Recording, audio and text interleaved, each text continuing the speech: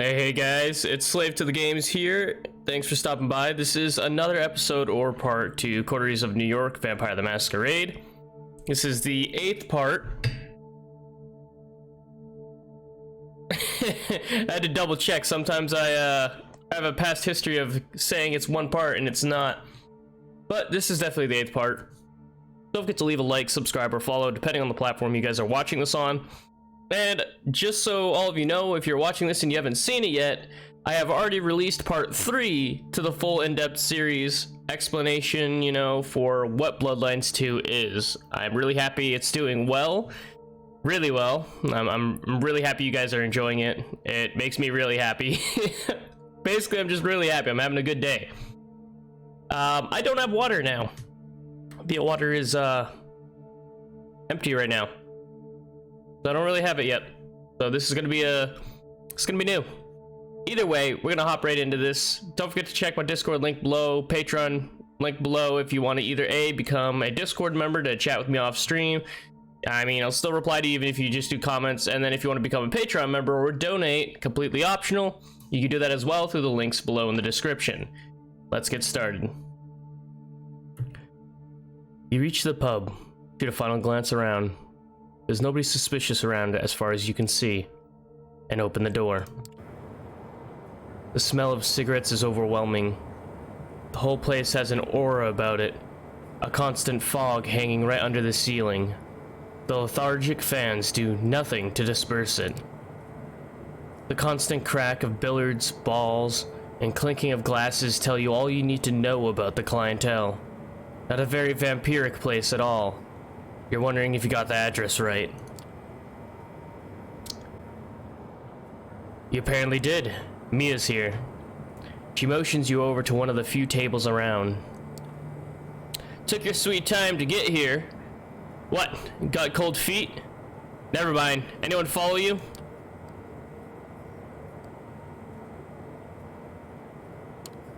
Not that I know of. Fair enough. Before I introduce you, there's some outstanding business to discuss. I appreciate the help with getting that name out of Bruce. It's going to be a tough nut to crack, his master. She's one of the lawmen. Times where they'd sooner align with us than the cam. Anyway, this isn't the night for a history lesson. Torque's been waiting for you. He's been impressed by your work so far. Here's your chance to shine. Don't blow it. You walk toward one of the tables. And a guy in a coat and hat leans over to take a shot. He's way ahead of his opponent. The table's clear of balls, save for the 8-ball in a tricky position.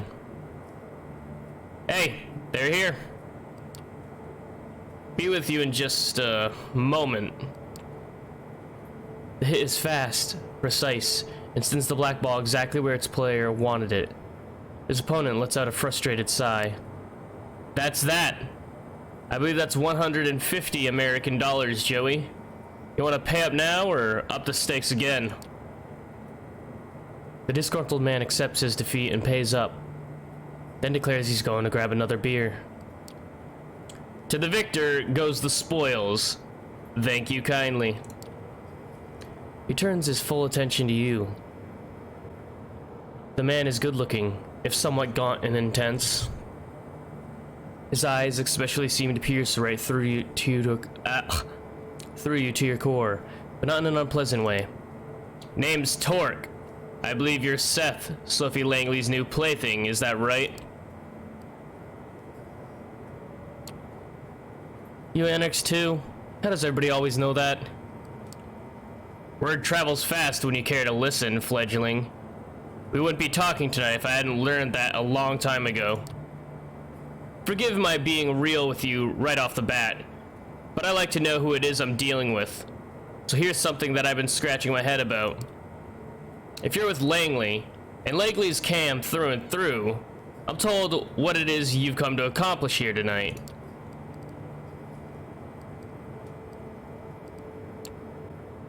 Sophie Langley wants to meet with you.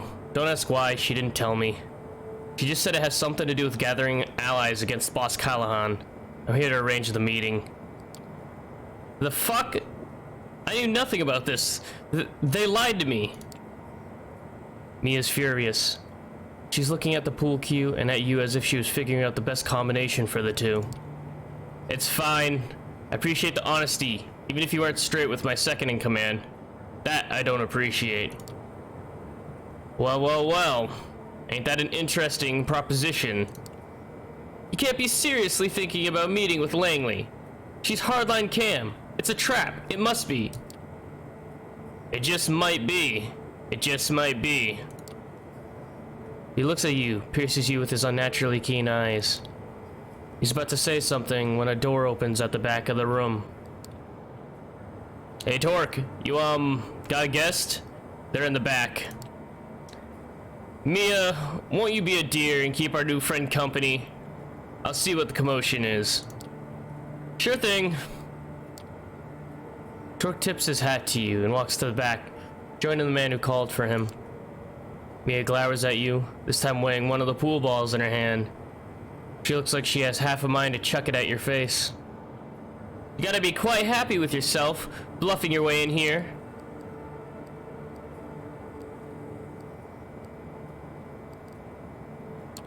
Hey, whatever works. I got the message across and that's what matters. Achieving your goal, no matter the cost, even if you have to lie and cheat your way into people's graces. Fucking hell, the cam's got you good, fledgling. Here I was beginning to think you might make a good addition to our little family. There's a whole lot of trust you'll have to regain before that happens now. Torque appears from a door at the back and calls across the room. Yo, Mia! Can I grab you for a second? Seth, get over here too. You go to the back room. It's basically a storage area with a single wooden desk. It's pretty cramped, especially considering there are 5 other people in there with you. Torque ushers you in and closes the door behind you and Mia. 2 burly dudes are holding somebody down. A familiar voice reaches your ears. Motherfuckers! You're gonna pay for this, you hear me? The boss is going to fuck you up so bad you have no idea. Have you had the doubtful pleasure of meeting Mr. Cardioid before, Seth? I have a score to settle with this fucker. You! You're fucked. You're so fucked you don't even know it, you stupid piece of shit. I should have ended you yesterday. The boss told you to stay away. You should have listened. That's a story and a half, ain't it? Vince, calm down and... Now tell me how many of your guys are still out there on my turf, Go fuck yourself. You're done. The boss will know this stupid piece of shit fledgling came here, and he knows you're with Langley. You know what that means, Torque? No, I don't. What does it mean, Vince? Now the boss can wipe you out. He'll just say you're sucking Langley's tits and all those buddies of yours, gone. You're gone, Torque. Well now, that's the case, I guess ridding New York City of your toady ass won't make things any worse, will it? Actually, there's an idea. Vince mentioned that he beat you up yesterday. Did I hear that right, Seth? You want to repay the favor? Gladly. Go right ahead.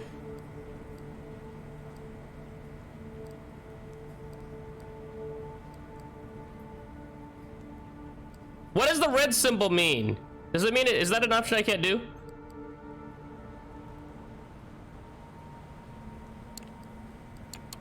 Why can't I do it? Fine, I'll just hurt him a lot. You hit Vince once, twice. He's chuckling in the beginning, but you focus your blood for some extra oomph and keep hitting him. Again. More. Till he stops laughing. I really wish I could have staked him. I would have done it, that bitch. He's bruised, battered, and broken. The 2 Anarch dudes let go of him, and you kick some more. While he's on the floor. You only stop when you hear Torque's voice. Enough's enough, Seth. He takes an old pool cue and breaks it over his knee. Stake him and take him downstairs. Let's keep Callahan guessing about what happened to his favorite puppy. Mia takes the sharp piece of wood and jams it into Vince's chest. His features glow slack, his entire body inert. He doesn't even give out a yelp. The other 2 Anarchs take him out of the room. As entertaining as that was, I think Vince, in his unmatched wisdom, shared more than Callahan would hope for. This changes things. Ever heard about Operation Lights Out, Seth? It was a Second Inquisition effort here in New York City. A single night of raids at a magnitude never seen before or since. The Ivory Tower got away with just a few losses here and there. No major players were hit. They managed to find safe spots and stay out of the eye of the shitstorm. Us, though, we got hit hard, all over town. Neighborhoods are rooted out, entire Coteries and safe houses gone. Just like that. Nobody saw it coming. I barely got out in one piece. Mia looks at him with concern and puts a hand on his arm. He shrugs it off gently but surely. Others, like my child Barb or Mia's sire, extinguished. But you know who got out with a scratch? Without a scratch? Callahan. We've thought about it for the past few years. How's that Big B managed to excuse himself from the Staten Island Museum where we used to meet, just before vans full of guys in body armor showed up?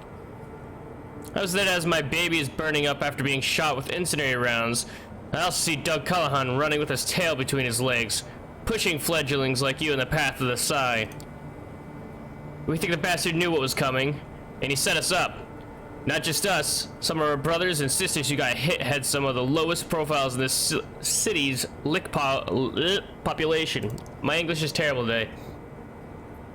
The moral of the story, Callahan is an opportunist motherfucker, and even if his thickest followers suggest he's going to sell me out, then that's what he's going to do, as sure as the sun rises. He pauses for a moment, and you see him reach a decision. You said something about Langley having an offer for me. It might be your fault in part that I'm at this juncture, but now is going to be as good as the time as any to listen to what she has to say. I don't think that's wise, T. Well, what would you have me do, then? You said it yourself. It's all this fledgling's fault. They brought this on us, so let's use them as a bargaining chip. Callahan wants them, Langley needs them, they're valuable.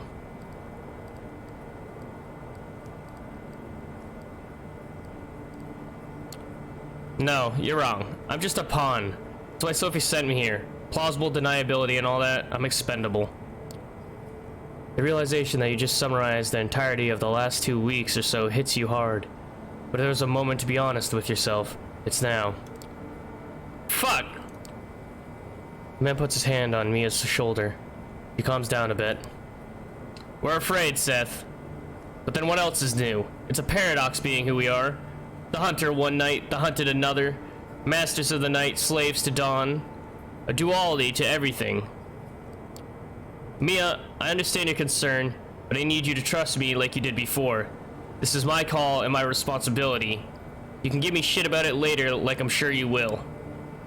Count on it.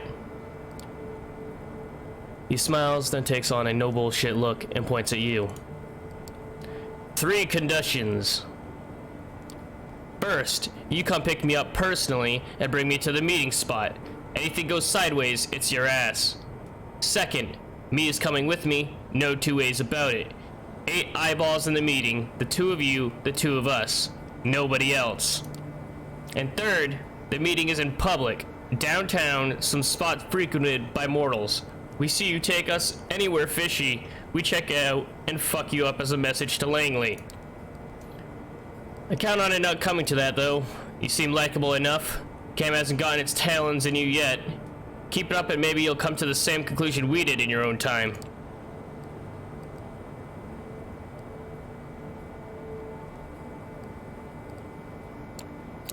I'll make sure to repeat your conditions to Sophie. You do that. Best be on your way. Ask for me here when you need me. The bartender knows how to get in touch. Just ask him to put the owner on the line. Mia walks you to the door and accompanies you to your car. Listen, about what I said before.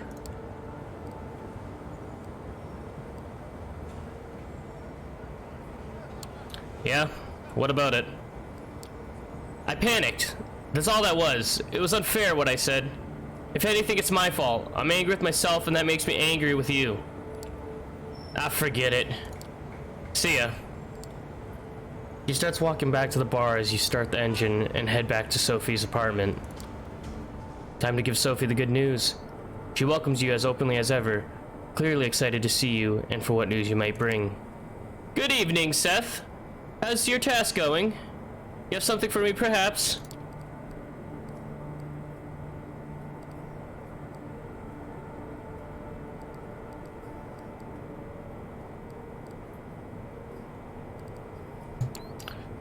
Did what you asked. The meeting is set up. Excellent. Experience any problems?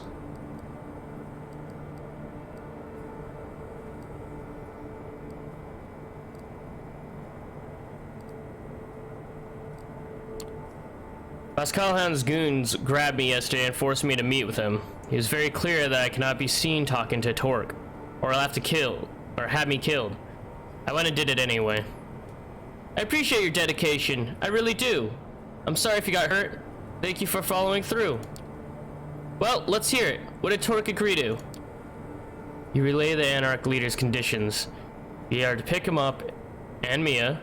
The meeting should only include the four of you, and it should be held in a public space. Those are all fair enough, although I do worry about that Mia character. Tell me, do you think she's trustworthy?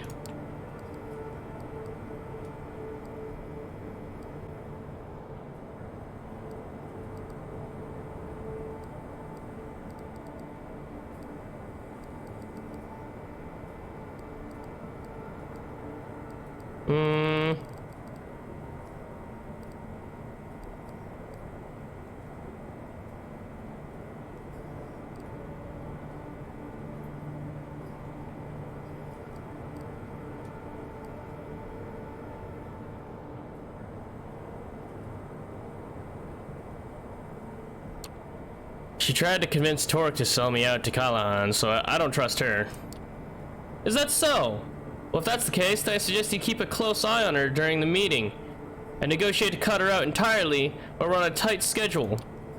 As for the place, I wonder if they would agree to meeting in Hudson Yards. The vessel, plenty of tourists visit that place, but if we go there after midnight... She seems to have made up her mind. Yes, bring them there tomorrow night. Look for me near the top level.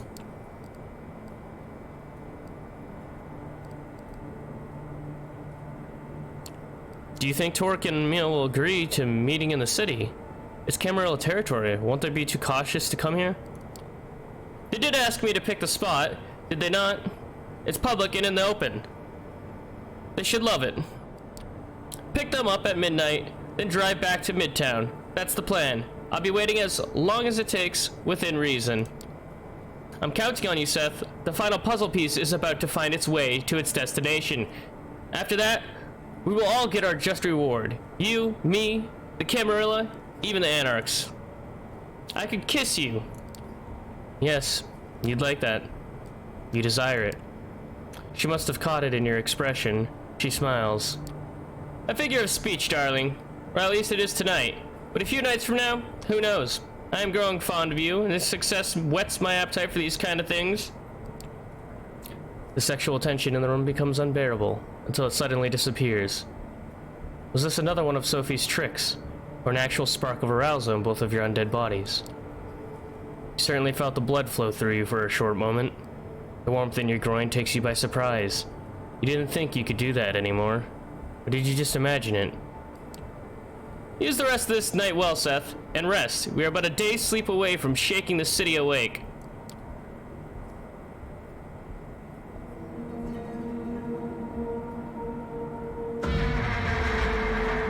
You wake up.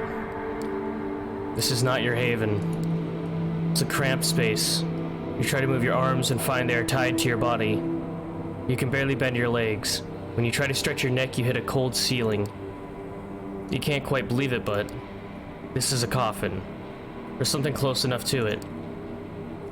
It vibrates slightly, but you can't hear any sounds coming from outside. It's entirely dark.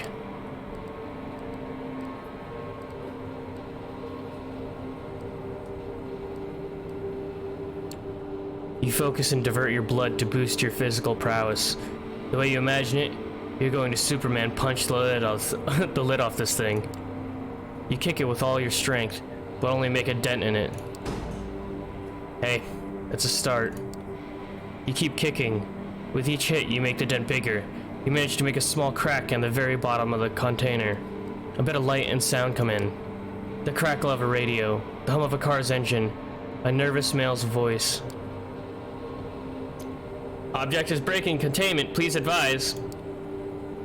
A response you don't quite catch. The brakes of the car, an impact jostles your container about. Keep kicking, keep wrestling out of your prison. The car door opens violently. You hear a gun being cocked, a panicked scream. Operation compromised, engaging blank bodies. Shots, a struggle, silence. The lid comes off. What the? We found you! You were trying to cross the border, right? Walked right into that Imperial ambush, same as us and that asshole over there. Come on, get up. We gotta get going. Seeing their faces is surprising, even more so in these circumstances. However, you realize the immediate danger and follow your companions out of the car and down a street in North Bronx. The van has crashed into another car. A familiar face, that of a Kaiser's ghoul, Jackie, stumbles out of the wrecked sedan and slinks away into the darkness before you can call after him. The three of you jog away toward the line of the trees and take shelter under some branches. Just as you hear a chopper approaching, its searchlight illuminates the wrecked van and moves towards you. Hide, now! You see as Tamika literally go underground, melding with the earth beneath her feet as if she was being swallowed up. You look to Hope, but she's not there. You haven't seen any movement, just a tree she leaned against a scant few seconds ago. You're left alone with just seconds to make your move before the spotlight finds you.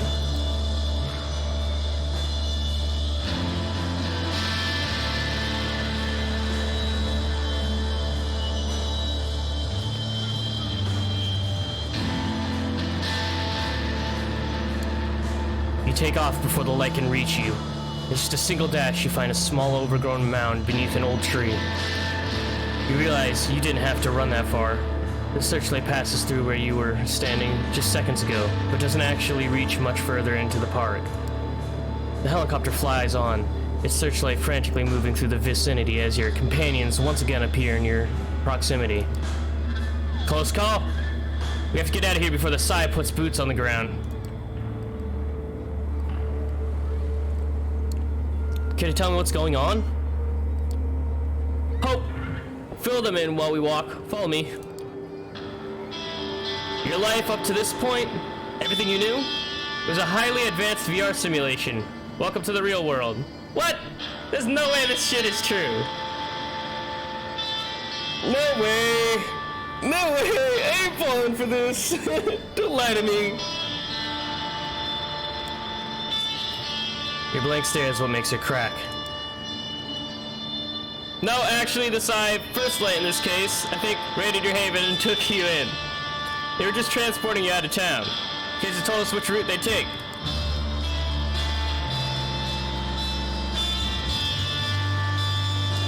Wait, how did the Psy know where I lived?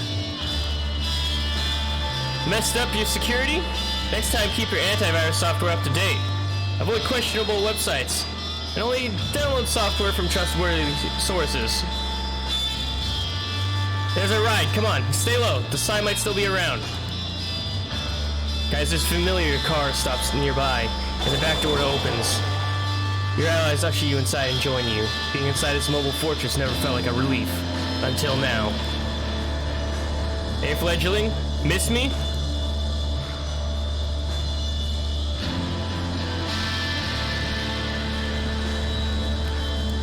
Actually, yeah, I kinda did. Aw, that's so sweet. I hate to break it to you, but I didn't take a sudden liking to you. I'm here on business. You are here now only because I told your buddies that you were neck deep in shit.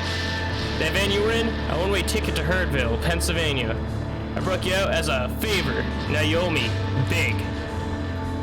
Hope snorts. What's so funny, Jester? Hurtsville, Pennsylvania. What, you like it? Yeah, it's literally the funniest thing I've ever heard. Is there a Usenet where you workshop these bits with another ancient demons? Can I get in?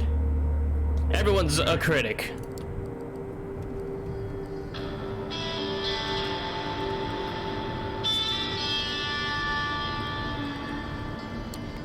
Was it Sophie who asked you to help me? Ha! Now that would have been rich. Sophie Langley stooping down to ask me for help? Oh please, my adopted child is in danger. Save them, won't you, Kaiser, sir? Nah, fledgling. She didn't come calling. If she did, I'd have her beg. I'd have her do a lap dance if the stuck-up bitch even knows what one is. And she wouldn't do that. You're worthless to her less to her than her pride. I have a good idea of why the Psy hit you, Seth. Not that there aren't a ton of good reasons for it. Might have been one of these, for instance. The screens in Kaiser's car flicker, and each of them now shows a short looped clip. It's you, getting into a fight, beating, using one of your powers. You haven't exactly kept a low profile, fledgling. I get it. You're new to this. You didn't know better. Yada yada yada. The fact is, the Psy has tons of this stuff. Security cameras, footage, YouTube videos posted by onlookers, social media posts from victims, you name it. Like I said though, I don't think any one of these did you in. Slip-ups happen. The reason I need you walking and talking, Seth, is to test a hypothesis of mine. For that, I need you to finish to what you were tasked to do. So first things first, here. He hands you a phone. Number has already been dialed. You hear the tone. Somebody picks up. Who is this?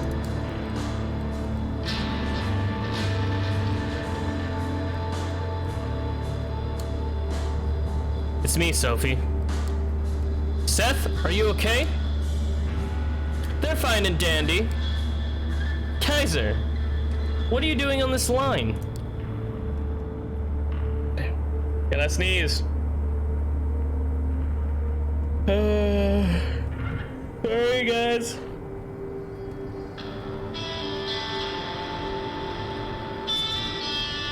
Woo, my bad, guys.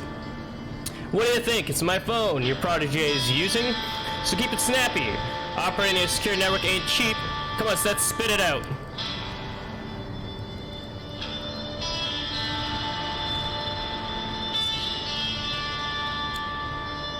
Kaiser saved me from the Second Inquisition, Sophie. I only got out because of him.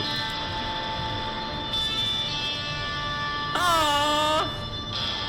No! I just did it because he told them the news! Your companions look at one another dejectedly. Sigh? That's what I feared. Listen, the plan. We need to do it. Tonight. But if the Inquisition is involved and you broke out, they'll be looking for you. So we can't meet in public. I have a place in mind, but... Guys, are you still listening? Would I tell you if I wasn't? Seth, call this number from where you visited before we last spoke. I'll come pick you up. She hangs up. And that's that. What is it that you've gotten yourself into? No need to answer that riddle. I think I've almost arrived at the answer. Sorry to spoil the fun, but I'll answer that particular riddle momentarily. Don't worry, doll. I can throw a few other ones your way after our mutual acquaintance continues with their night. If my intel is worth a damn, your next stop, Seth, is right about here. The car comes to a stop, and the door opens. Outside, you see the street leading to Solids and Stripes, Torque's Pool Pub. Well, you need me to kick you out?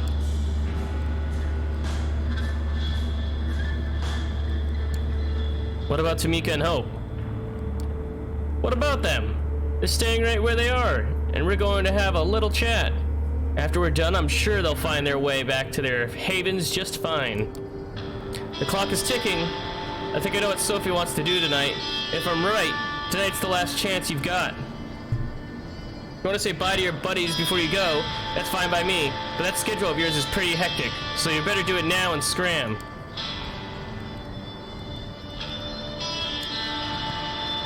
You thank both of your companions for their assistance.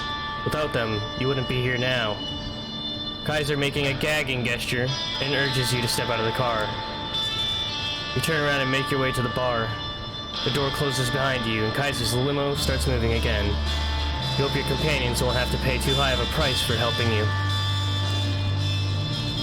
The Solids and Stripes is pretty much abandoned tonight, with only the bartender and one bleary-eyed local watching an old Bogart movie on the bar's screen. You ask to use the phone and call Sophie first. Yes? I'm here, what's the plan? We're on our way. Notify Torque if he's not there. We need to talk as soon as possible and move quickly. She hangs up. You tell the bartender to notify Torque, just like the Anarch leader mentioned you should. The man makes a short call. You only hear somebody picking up, but no words exchanged.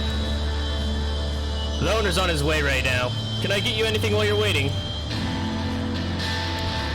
Actually, do you serve the, special stuff? The bartender raises an eyebrow. The special reserve, you mean? Sorry, I can only serve that to a narrow selection of the owner's friends.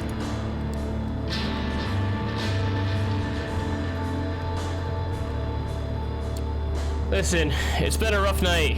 Give me a break, please. Just a sip. I don't know, I really shouldn't. Nah, what the hell? You really do look like you need it. He takes out a bottle from a safe behind the counter and pours a bit of brown liquid into a glass. It's whiskey. Damn it!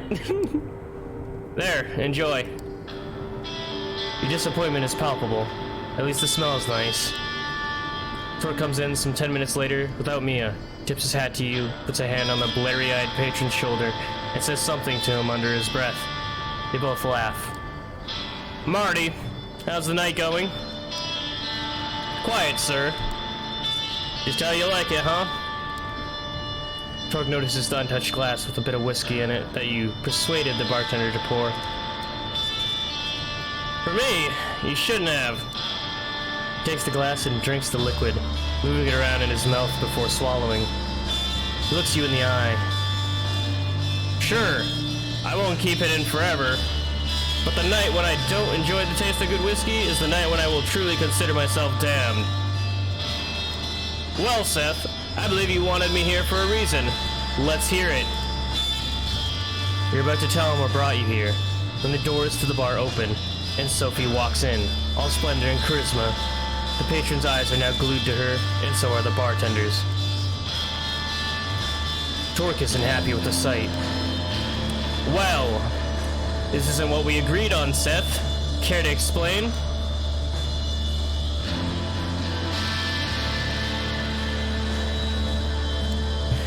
Things got complicated. We had to improvise. Pleasure to make your acquaintance. I believe Seth already told you why I'm here. Not in any detail, and the circumstances of our meeting were supposed to be different. So, Mr. Langley, tell me why I shouldn't ask you to leave and kick out your protege while I'm at it. You'll like what I have to say. Yeah, I've heard that line 100 times, but 99 out of those ended with somebody getting hurt, and that's not something I'm in the mood for tonight. We are wasting time. There's a unique opportunity we should take advantage of, and we only have an hour or so to discuss it before it will be time to act. My driver is waiting outside. Wait a goddamn minute. First of all, I'm not going anywhere without Mia. That was the deal. Second, it's Seth who was supposed to do the driving, not your servant. Both serve me, so really, it's of little difference. The circumstances changed, and we had to adapt. Don't be stubborn. Foolishness does not suit you. I have a secure spot in mind where we can talk. I'll stop you right there. Torque is seething, but he's keeping a lid on his anger. His voice barely changes. My conditions were clear. The way I hear it, you want to break each one of them. I see no reason at all to agree to any of this. I believe I will be staying put tonight. You have places to be, yes? Torque, you're throwing away the only chance you have at challenging Callahan. Don't be a fool. The lid comes off. Call me a fool one more time, woman, and that's not the only thing I'm going to be throwing.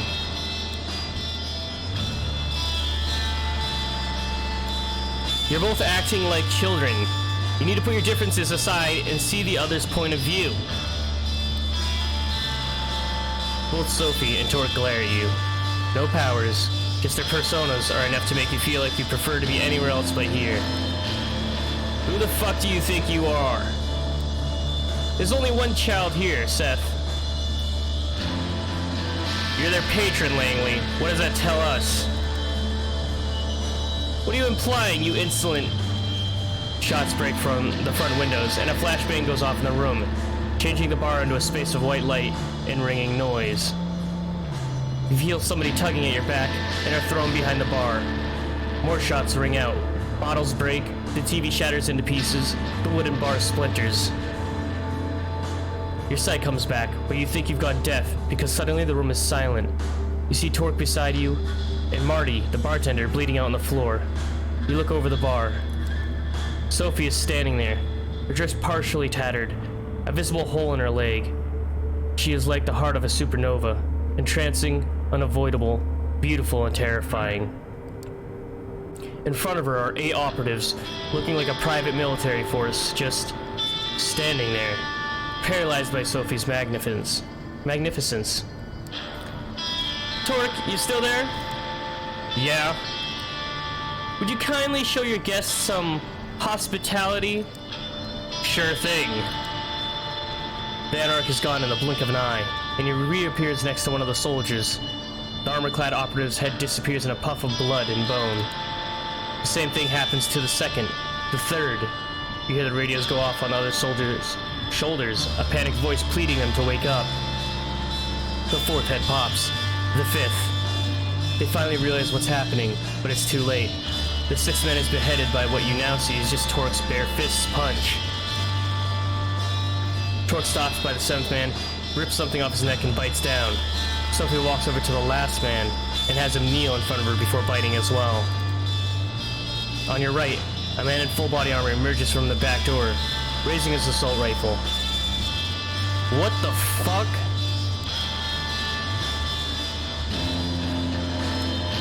Not thinking twice, you stand up and grab the soldier's head in your hands. Before he can react, you twist. The sickening sound of breaking bone is followed by the crumpling of his limp body. You see Torque holding a combat knife in his hand, ready to throw it. He catches your eye. Beat me to it. Langley? Sophie wipes her mouth of blood and looks at him. That meeting's still an item? Yes. I'll take it.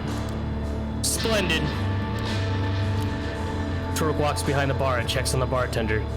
You see the Anarch open his own wrist and feed blood to the wounded man. Drink up, Marty. It'll make you feel better. Get the hell out of here and wait for Mia. She's coming and she'll know what to do. Torque? Yeah, coming. Take the back door. Seth, come on. You slink back into an alley behind the bar, leaving 10 bodies and 1 grievously wounded ghoul behind. Nobody stops you from circling around the block and finding your way to Sophie's car. Gregory drives away casually as if this was just another late-night drive, and not the crowning of a desperate, complicated evening. Sophie brings you all to a luxurious apartment in Manhattan's Upper West Side. The way she explains it, the vampire who owned it left the city a few years ago and gave away spare keys to a few trusted compatriots. It's been used sporadically since. Fancy. You like it? It always felt too modern for my tastes. But what's important is that it's secure. As long as nobody followed your car here, or the fledgling, trouble follows this one wherever they go. Even if that's the case, we have very little time to conduct our business here anyway. And we'll be leaving soon, I hope. So let's begin. You look at Sophie, excited. Finally, you will learn what it is that you've been working towards for more than a week. What it is that Kaiser wanted you to participate in. I have it on good authority that Boss Callahan is bloodbound to Prince Panhard. Torque sucks air in loudly. That's an accusation and a half there, Langley. Got proof? No, but we're just a boat ride away from getting it. What is that supposed to mean?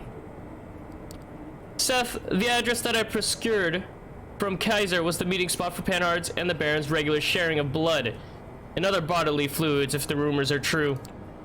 Wait, Kaiser knew about this. Is there anything that insufferable clump of dead skin doesn't know in this city? He knows things, but only shares them if you pay. Neither the prince nor Callahan can touch him. He's too useful.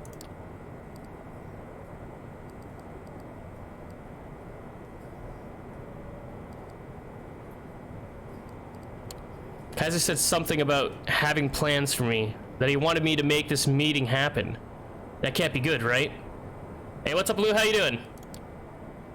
That is an interesting point. I think Kaiser might be as interested in shaking up the status quo as we are. A chaotic landscape makes for a great market for him, unlike a static one. I don't like playing into that creep's hands, but at least now I think I'm doing it. The devil you know, and all that. What was the address he gave you? I'm doing good, thanks for asking. They meet regularly on Ellis Island. In fact, their next scheduled meeting starts in just around a half an hour. Hot damn. I'm guessing you want to crash that meeting. Why? So you can see the proof for yourself.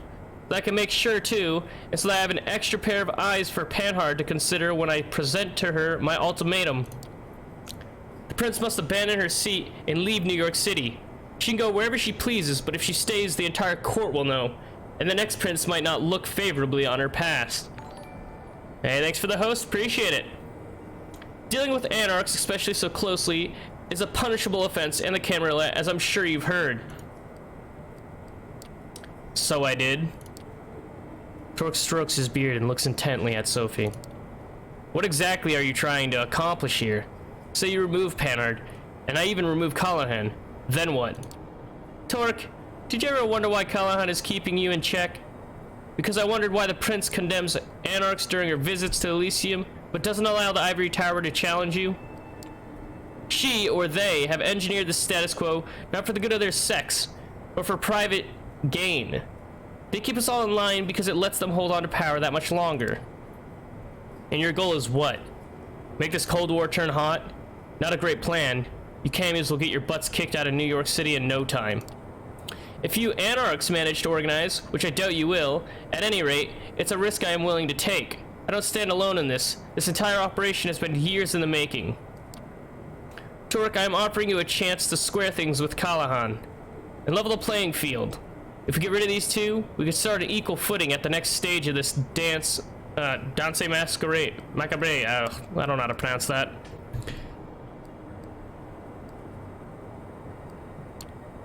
Do I factor into this plan at all? Yes, we'll be taking you with us to Ellis Island. Both has another set of eyes to witness the prince and baron in the act, and has a bit of added security. I don't think Helena or Callahan would dare to lay a finger on me, but they will not find me unprepared. You know, after all these years spent in Callahan's shadow, and taking part in all the kindred dick measuring contests, I should expect a ruse, some ploy to kill me in an out-of-the-way place. That's our inherent paranoia talking. My gut tells me it's the time to get the show started. I do hope you have a boat nearby, Langley. Sophie smiles mischievously. Of course I do. It's waiting for us by the pier. Lead the way then. Moonlight's burning. The three of you leave the apartment and walk toward the pier. Nobody seems to be following you. You got on a small patrol boat and double time it through the Hudson cold, dark waters. Out of all the places in New York City where the Prince and the Baron could meet, and it's Ellis Island, a landmark with a dark past, a museum on one hand, a dilapidated piece of history on the other. You leave the boat and make your way to the southern part of the island, paying no heed to the renovated tourist attractions on the northern side. You expected some resistance, a night guard, a helicopter flying overhead, or maybe an NYPD patrol boat. Nothing. The island seems completely deserted. It's clear this sets Sophie on edge. She's moving as quietly and subtly as ever, but you can see that she's eager to reach the particular house her intel pointed out. Torque is following suit, grimly determined, flashing his piercing gaze all over, still clearly uncertain that this isn't some kind of con. Finally, you see it. Light coming from a window in one of the buildings at the edge of the island. The three of you slowly creep closer to the building and take a look inside the window. There it is, Callahan kneeling in front of the prince, sucking on Panhard's wrist. Both fully closed. A small blessing. Torque makes his move, and before Sophie can stop him, he busts through the building's doors. It's all happening very quickly. Torque grabs Callahan by the shoulders and throws him through the still open door. Callahan hits the ground hard. Torque appears on top of him and starts punching. You fucker, you piece of shit! Stop! The prince's voice takes hold for just long enough to make Torque relent, which the Baron uses to fullest. He shoves Torque off of himself and tries to bite down. Prince, call off your lapdog. Langley, what is the meaning of this? The two anarchs break apart, both wounded, but neither is quite done yet. They look at one another with pure hatred. Kill the bitch, Helen, but leave the fledgling to me. Right after I deal with this shit stain, I'm gonna... A shrill, unpleasant laugh fills the air. You know who it belongs to. So entertaining, truly. It feels almost a shame to break up this spectacle, but alas. Thomas? Who the fuck is this joker? Ah, yes. I don't think we met. Though I did hear a lot about you, Mr. Torque. Whoops. My name is Thomas Arturo, and I... Callahan uses this moment of uncertainty to strike. He's still too slow for Torque, who throws the boss onto the lawn where the two exchange blows once again. Helena, if you'd be so kind as to ask your friend to not hurt our guest too much. Callahan, don't kill him. This time, Callahan comes out on top and grabs Torque in an iron hold. Your companion struggles, but can't quite break away. I will not be denied, Helena. Not this time. You will do as I command. And she will do as I command her, Douglas, old boy. What? Like I was saying before I was so rudely interrupted, I feel like I need to break up this little spectacle. It's been going on for much too long. You think you're so smart, Langley? You and your clique? Figured out that there was something fishy going on all on your own. But you were always working with just a piece of the puzzle. Wasn't she, Seth? Am I gonna have like information that I didn't know about? Sophie looks to you, shocked and disappointed.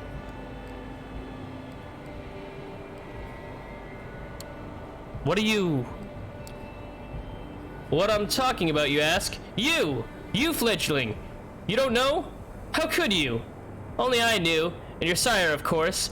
The one who agreed to embrace you after some negotiations. You hear a scream and a curse. It's Callahan, whose arm has been nearly ripped off his body. Torque breaks out of the Baron's grasp, but doesn't continue the attack. Instead, he's at the edge of the water in the blink of an eye and disappears into the Hudson. The only trace left of him is his fedora. Leave him. Why can't you just trust the actors to play their roles? No matter, a problem for another night. He'll reach his allies. He'll tell everyone of this. Let him. And why not? Nobody will believe him. Besides, his nights are numbered now that he's in the size sights. Sophie looks at you. How could you, Seth? I saved you. I don't even know what I did. Arturo suddenly appears next to her and slaps her in the face. Did you hear anything I said, Langley? Nothing? It's not them, it's me! Me! Thomas, what? No, shut up. Shut up, I'm talking now. You've played this game all wrong. You're playing on one board, but you're just a pawn on another. Bigger board, you see? You never realize the people at the top simply flip the chessboard over and punch you in the face whenever they don't like how the game is going.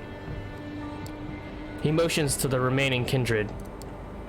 But the thing is, you weren't even adept at playing the game you knew. Seth? Just another pawn placed on the board by my associate. You thought they were your piece since you took them in. But who gave you that idea?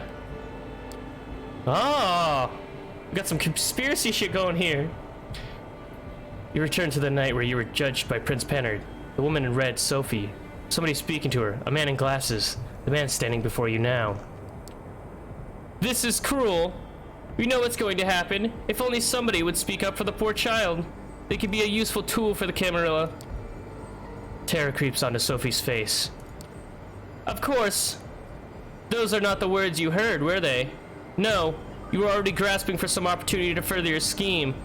I put the bait out, and you took it. Hook, line, and sinker. After that, it was only a matter of time before you started using Seth as your errand boy.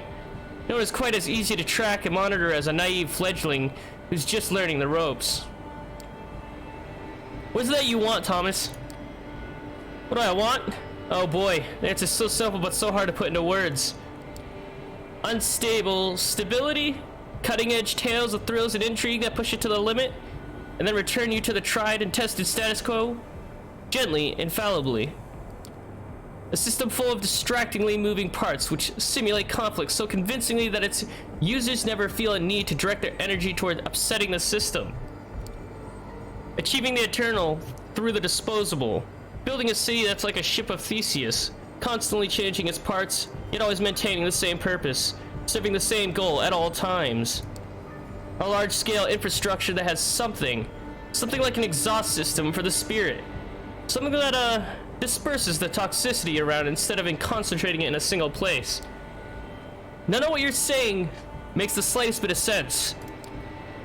Arturo is momently stopped in his tracks. He stares into the sky for a few seconds before a sad grin appears on his face. Spoken like someone who's never really had what it takes to make it in the big leagues. With a theatrical snap of fingers, he gives his last sentence a sense of finality. Something's changed in the air. You could swear you saw a shadow move behind Sophie. Goodbye, Sophie. A person appears behind Sophie. You can't believe your eyes. It's Adelaide Davis. Ah! Holding garden shears in her hands.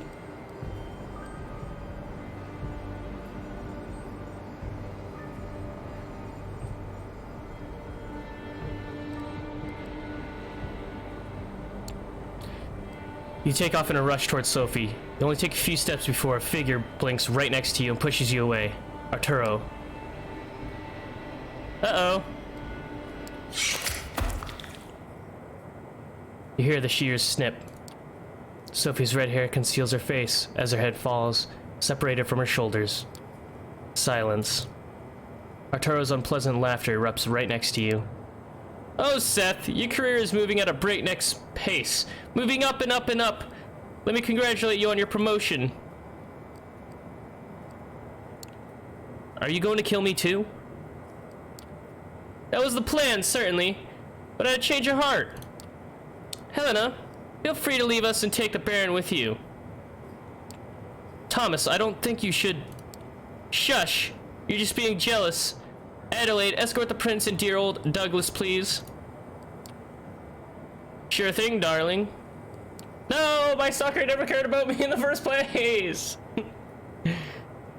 You are left alone next to Sophie's body. Try not to look, but it's hard to ignore her lithe frame decomposing in front of your eyes. Her red dress is like a cloth thrown over a mummified corpse. Congratulations! You've won this little game. You set out on a suicide mission and successfully brought down the power-hungry wannabe tyrant. Even if it probably wasn't the way you imagined it. Now you're free to enjoy paradise again. Life after death. Immortality. Eternal youth. What they don't tell you is, of course, living in paradise is inherently sinful when not everyone can partake. But you have time to learn how to live with sin, don't you? He takes a melancholic look at the city skyline surrounding him. The Statue of Liberty and the lights of Manhattan shimmering in the distance. You know, New York taught me to believe in fate. Mine life began right here, and it began with utter despair. My first instinct was to drown myself in books and keep reading and reading until literature gave me the piece of wisdom I needed to go on. Personally, I find reading a silly hobby in retrospect. I always had this minuscule hope that the next sentence I'd read could finally bring me to salvation, but it never did. It only gave me fuel for this elevated righteousness, intellectual suffering. But the more I read, the easier it was for me to boil every paragraph down to a power relationship. The characters' influence over each other, the writer trying to impress the reader, etc. The strings everyone pulls to started to look like strands that weave into fabric of fate. Once I saw its beauty, I got teary-eyed. My architect instincts kicked into overdrive. I didn't have time to submit to fate. All I had to do was cooperate with it and wait for my time to shine. Give it my input wherever it needed until it trusted me to do more. Thomas steps over what's left of Sophie, wiping his glasses with an elegant cloth from his pocket. And it did! Fate let me look after this city. With my architect's tools, I started quietly shaping the streets and corridors. But Kaiser and his ilk shaped the information flow. And among many tools this process gave me, one of them was a reliable way to come up with useful agents like you. The methods I used were crude at times, but the route was there. All you had to do was follow it. Some people write rulebook passages, the others plan city arteries. In the end, the effect is the same. Someone always follows. He puts on the glasses and gives you a long, hard look. I've grown fond of you. You've done so well. Even when the idiot Callahan tipped off the Inquisition, you still escaped. I like that kind of resourcefulness. I could use that kind of resourcefulness. He uncovers his wrist. So, take my blood. Just enough so we could start off on the right foot. As a sign of good faith, a sign that you're ready to play in the big leagues. Ready to behold the sights I prepared for you. What do you say, Seth? What? That's the ending? I don't get a choice? It should have given me a choice first and then ended.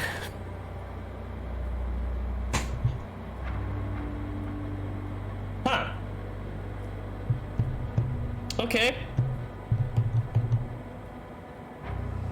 What's with these games just ending abruptly? Does it have to be like this every time? Are all the games just gonna continue to abruptly end? That's not a trait I like. I mean, it just happened to work here, I guess. The other game, the Bloodlines game, I guess. Their first Bloodlines had abrupt endings because it just felt too quick. It was like, over. And it didn't really fit in Bloodlines 1. Whereas in this one, it kind of did fit the ending. Like, the abrupt ending was like a... But it felt like an ending.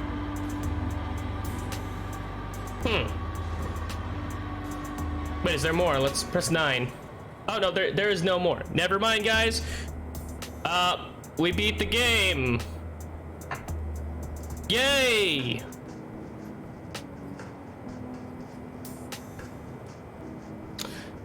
I'm not really sure how I feel about it. I'm not.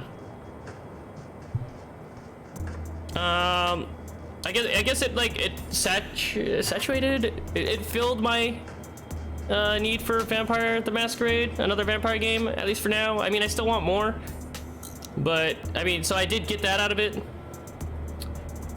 Like I said, there was some issues with it. There was the bug with the dialogue, how it'd show up where somebody was supposed to be talking, but it did it in a narrating way, or somebody was supposed to be, or it was supposed to be narrating, but it showed as if somebody was talking. The music was really, really loud at certain points, and then like even the rest of the game, there was like just specific points in the game where the music was just way too loud. And it wasn't just the club area, guys, either, so before you like jump on me on that, it wasn't just the club. It was at random points in the game the music just got way too loud, so I don't even know if I was able to be heard over it. I heard, and I haven't really checked it out yet, but I heard that there's only one ending, and it's just like you have to experience everything through a day period. So that means like after a certain amount of nights the game ends and you get that one ending that's there. It's just about your experience all the way up until then, unless you died beforehand, which I guess you can. Which I don't know if it's a game over screen or if it just gives you a different ending. I think it's just game over. And because I was told there's only one ending, so basically I think that a fault for this game is that it gives you a certain amount of nights to complete it, because it's forcing replayability rather than giving you replayability. So it's not that you have replayability and you can do it if you want to. It's that you're forced to replay it if you want to experience everything. It's different than in some games where, like, say you could do everything, but then I was like, you know what? I don't want to do that quest. I don't want to do that one either. I don't want to do that one. And then you don't do those quest lines because you purposely didn't do them, or you're like, oh, look at a quest over there, and there's one here, and you just don't see it, and you're like, so you just go straight to that next quest and you completely forget about the other one. Like, it's different than all of that. In this one, you don't get a choice to be able to do all the quests. And I don't like that. I didn't like that. I didn't like it feeling like I had to pick and choose all of them, especially when there wasn't like any multiple endings. There weren't any multiple endings or anything that really mattered. Like when it came to choosing who you were gonna side with or who you were gonna talk to, etc. It's not like choosing who you're gonna side with was gonna change the ending. It doesn't do anything like that. Essentially, it's replayability for the fact of forceful replayability. Meaning, if you want to see everything, you have to replay the game again. There is no if, and, or but. There is no, okay, maybe you didn't want to do that. There is no anything like that. You are forced to replay it. And that's something I just don't like. That's something I can't grasp around. I know some people might be completely fine with that, and that's fine. But for people like me who like playing things like themselves, roleplay their own person in that situation, and then only want to play once, and then they're happy with that, because that's me, that's an issue. That's a really big issue. I don't think that the game should have been designed that way.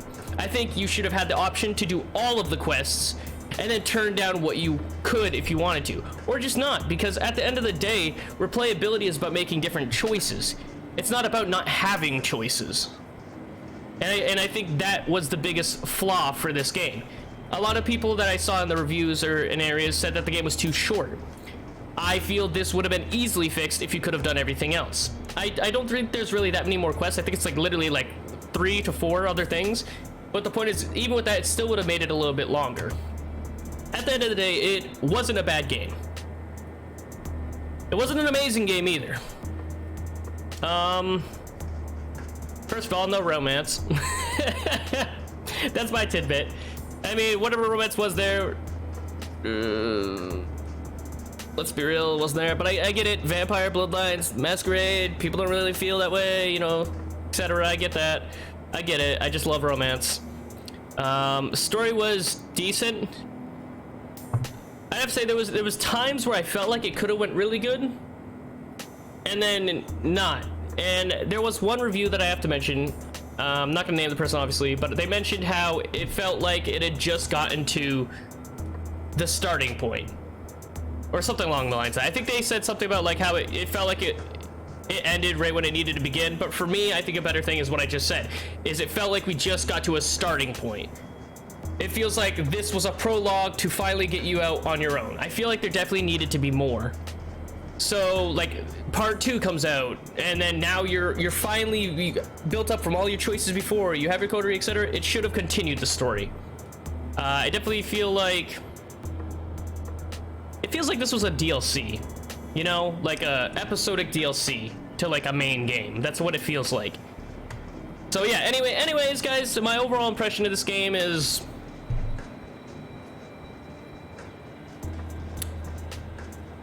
a 6 or 7 out of 10. One of them, because 5 being average, it was slightly above average. So I'll say a 6 out of 10. 6 out of 10. Because average is like a decent game you play, you know, wasn't really bad, wasn't really good. And this was a little bit, just a little bit better than a little bit good. Not really bad, not really good. So it's a little bit better than that, in my opinion. Nothing was drastically amazing for this. Combat wasn't really amazing. Honestly, I can't really say anything about this game was that amazing. I think it was decent. I think I enjoyed reading it to the point where I didn't feel like I wanted to stop reading it. And I think that's just where I gotta leave it. It's weird. I don't really know how to explain it. Like, I'm not saying it's a bad game, so don't get me wrong. I'm just saying it's not really that amazing. Nothing really shocking. Like, there was few moments I felt for like a split second, but instantly went away because it didn't grasp it the way it should have. And obviously there was spelling mistakes. Okay, anyways, you know, I can get better at these normally, but I'm just thinking about it on the spot rather than actually, you know, writing something down, scripted, and then making sure this is what I think, clearing out my thoughts, etc. At the end of the day, I'd wait for a sale, then pick it up. If you really want to saturate or to keep your hunger, haha, until Bloodlines 2 comes out, I guess you could do it. You could completely skip it too. It's really just a time filler if you really want to. So thank you guys for stopping by. Don't forget to leave a like, subscribe. I hope you enjoyed the series. feel free to leave your opinion or how your experience went, I guess. I'll catch you guys in my next series. I don't know if I'm going to be playing Siege today. We'll see, but I don't know. I'll catch you guys later. Check out the Discord link below and the Patreon link too. Of course, Patreon is optional. You don't have to donate and you don't have to become a member, but it would be great to show your support. I appreciate it. I'll catch you guys later.